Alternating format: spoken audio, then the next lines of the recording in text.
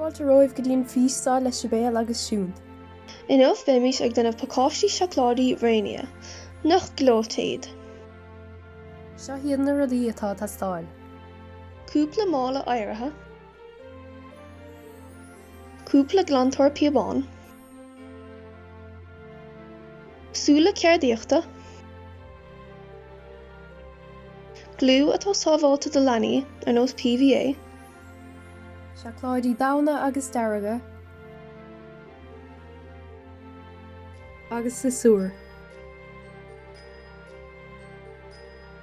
an chéad céim nach chun do bhála éirithe a bhearr chomh mór nó chomh beag is gur mian leat.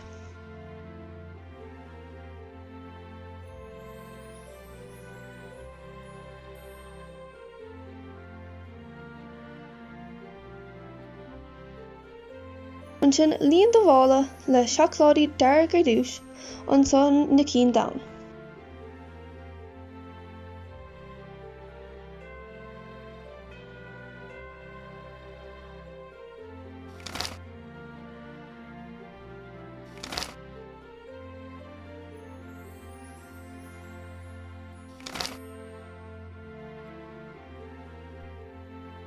Bear graimar an mála agus cas timpeall cúpla báta é.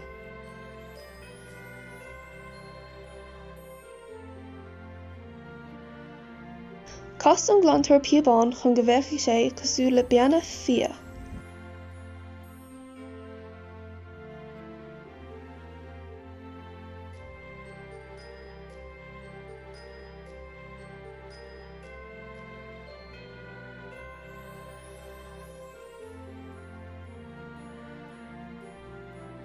Cur bliúr glú ar na súla chairdeachta agus gramig leis an pacáistí iad.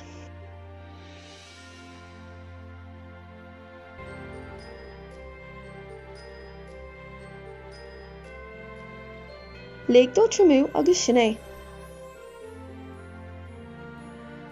Gur míle maith go bheas fechan ar an bhíosá, asúlagann muinmhar anna hainmhas. Má tá huile óla siúibh tíorcha an siomhsá. Slán libh agus nollag honna.